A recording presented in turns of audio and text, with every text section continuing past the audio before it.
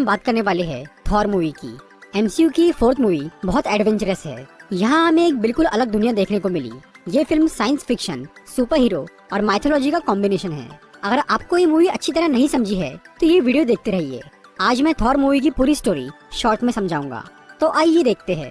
ये movie based है Norse mythology पर, जिसमें 9 रियल्म्स यानी 9 प्लैनेट्स की बात की गई है। कई अलग अलग गैलेक्सीज के ये 9 प्लैनेट्स एक स्ट्रक्चर के थ्रू आपस में जुड़े हुए हैं, जिसे यग्drasil कहा जाता है। यग्drasil के सेंटर में है प्लैनेट अर्थ, जिसे मिडगार्ड भी कहा जाता है।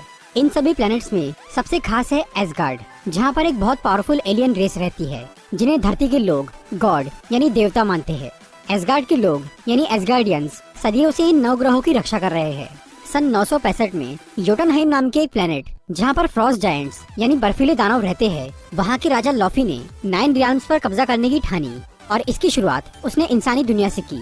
फ्रॉस्ट जायंट्स इस पूरे ग्रह को बर्फ से ढककर यहाँ राज करना चाहते थे, मगर तभी एसगार्ड के राजा ओडिन अपनी फौज के साथ धरती पर पहुँच जाते हैं और वो अपनी ताकत से उन सभी राक्षसों को उन्हीं की दुनिया में वापस भेज देते हैं, जिसके बाद फ्रॉस्ट जायंट्स से उनका खास हथियार छीन लिया जाता है। और फिर योटनहाइम का राजा लॉफी ओडिन के दबाव में आकर एक शांति समझौता करता है कि अब से वो किसी को परेशान नहीं करेगा। फिर कई सालों बाद सन 2011 में जब ओडिन बहुत बूढ़े हो जाते हैं, तो वो अपने बेटे थॉर को एसगार्ड का राजा बनाने का फैसला करते हैं। थॉर, जो कि गॉड ऑफ थंडर यानी तूफान का देवता है, वो राजा बनने के लिए बहुत उत्सुक और खुश था, मगर उसका भाई लोकी इस बात से बहुत दुखी था। लोकी थॉर से जलता था क्योंकि थॉर बहुत ताकतवर था और लोकी थोड़ा कमजोर, पर लोकी जादुई कलाओं में बहुत माहिर था। जिस दिन थॉर राजा बनने वाला था, उस दिन लोकी ने अपनी जादुई शक्तियों से कुछ फ्रॉस्ट जायंट्स को एसगार्ड में दाखिल कर दिया, ताकि इससे थॉर का राज्याभिषेक रुक जाए। वो फ्रॉस्ट जायंट्स अपना कैस्केड यानी पिटारा चुराने की कोशिश करते हैं, मगर ओडिन अपनी खास मशीन डिस्ट्रॉयर की मदद से उन्हें रोक देते हैं। एसगार्ड को तो कोई नुकसान नहीं पहुंचता, लेकिन थॉर फ्रॉस्ट जायंट्स की इस हरकत से बहुत गुस्सा हो जाता है, क्योंकि वो उस दिन राजा नहीं बन पाया। वो अपने पिता को योटनहाइम पर हमला करने के लिए बोलता है, लेकिन ओडिन अपने शांति समझौते की वजह से कुछ नहीं करते। थॉर गुस्से से पागल हो रहा था। तभी लोकी उसे चालाकी से सलाह देता है कि उसे ओडिन के खिलाफ जाकर योटनहाइम पर हमला करना चाहिए। फिर थॉर अपने 4 दोस्तों और लोकी के साथ योटनहाइम जाता है और वहाँ वो सब कई राक्षसों को मारते हैं, पर आखिर में ये लोग फ्रॉस्ट जायंट्स के आगे कमजोर पड़ जाते हैं। तभी ओडिन वहाँ पर पहुँचते हैं और वो थॉर और उसके साथियों को बचाकर वापस एसगार्ड लाते हैं। थॉर की वजह से योटनहाइम और एसगार्ड का शांति समझौता अब टूट चुका था, इसीलिए ओडिन उससे बहुत नाराज हो जाते हैं। वो थॉर से उसकी शक्तियाँ और उसका हथौड़ा म्यूनिर छीन लेते हैं और फिर ओडिन म्यूनिर पर एक जादुई मंत्र डाल देते हैं, जिससे कि उस हथौड़े को सिर्फ वही लोग उठा पाए जो कि उसके लायक हो, और जो कोई भी उसके काबिल होगा तो उस हथौड़े को उठाते ही उसमें थॉर की शक्तियाँ आ जाएंगी। फिर ओडिन थॉर और उसके हथौड़े को धरती पर फेंक देते हैं। फिर थॉर आके गिरता है न्यू मैक्सिको शहर में। यहाँ वो कुछ साइंटिस्ट से टकरा जाता है, जिनमें से एक थी जेन फॉस्टर, जो कि एक एस्ट्रोफिजिसिस्ट यानी अंतरिक्ष वैज्ञानिक थी। जब जेन अपने साथियों के साथ स्पेस की स्टडी कर रही थी, तब थॉर बाइफ्रॉस्ट ब्रिज यानी एक वर्म होल से वहाँ पर आकर गिरता है। जेन फॉस्टर के लिए ये घटना काफी बड़ी थी, क्योंकि इस खोज से उसका नाम बहुत ऊंचा हो सकता था, इसीलिए वो थॉर को अपने साथ रखकर उससे बहुत सवाल जवाब करती है। थॉर का हथौड़ा म्यूनिर भी न्यू मैक्सिको शहर में ही गिरा था। वहाँ के लोग उसे उठाने की बहुत कोशिश करते हैं, पर वर्जिनस के एन्चेंटमेंट यानी उस जादुई मंत्र की वजह से कोई भी उसे उठा नहीं पाता, क्योंकि कोई भी उसके काबिल नहीं था। ये हथौड़ा जब शील्ड की नजर में आता है, तो वो लोग उस जगह के आसपास घेराबंदी कर लेते हैं और शील्ड के एजेंट्स जेन फॉस्टर से उसकी रिसर्च का सारा डेटा छीन लेते हैं, ताकि इस रहस्यमयी घटना के बारे में किसी को भी पता न चल सके। थॉर को जब ये पता लगता है कि म्यूनिर उसी शहर में मौजूद है, तो वो उसे लेने के लिए वहाँ पर चला जाता है। वो कई लोगों का सामना करके अपने हथौड़े तक पहुँच तो जाता है, लेकिन वो उसे उठा नहीं पाता, क्योंकि वो इस वक्त बहुत मतलबी और घमंडी था। फिर शील्ड के लोग उसे गिरफ्तार कर लेते हैं। दूसरी तरफ एसगार्ड में लोकी बहुत परेशान था, क्योंकि योटनहाइम की लड़ाई के दौरान जब उसे एक फ्रॉस्ट जायंट ने छुआ था, तब लोकी के हाथ का रंग बदल गया था।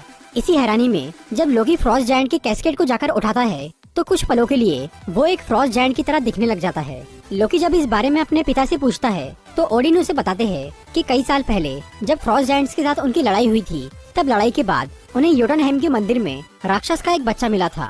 ये बच्चा वहाँ के राजा लॉफी का बेटा था। क्योंकि ये बच्चा काफी छोटा और कमजोर था, इसलिए लॉफी ने उसे मरने के लिए छोड़ दिया था। ये बच्चा था लोकी, जिसे ओडिन ने अपने पास रख लिया और अपनी शक्ति से उसका रूप बदल दिया।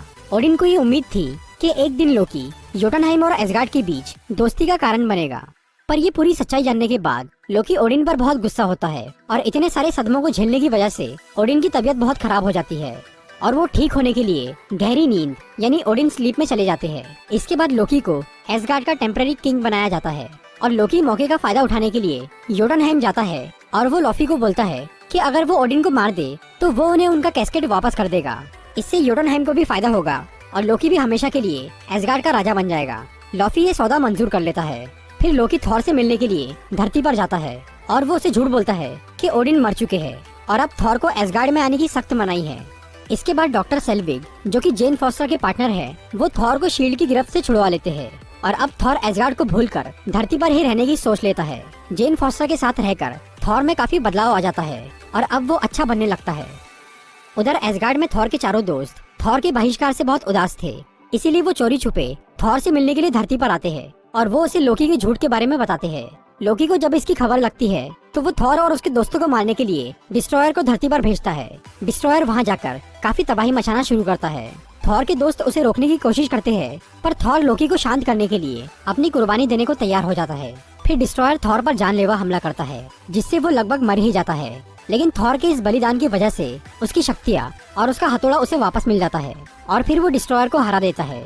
इसके बाद थॉर अपने दोस्तों के साथ एसगार्ड वापस लौटता है। इधर एसगार्ड में ओडिन को मारने के लिए लॉफी वहां पहुंच जाता है, लेकिन जब वो ओडिन को मारने ही वाला होता है तो लोकी लॉफी को धोखा देकर उसे मार डालता है ताकि वो ओडिन की नजर में अच्छा बन सके।